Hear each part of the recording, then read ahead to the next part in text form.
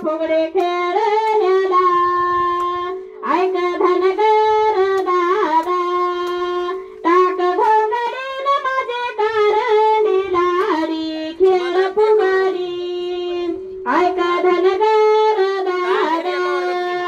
टाक घोंगडीन माझे कारणी लाडी खेळ फुगडी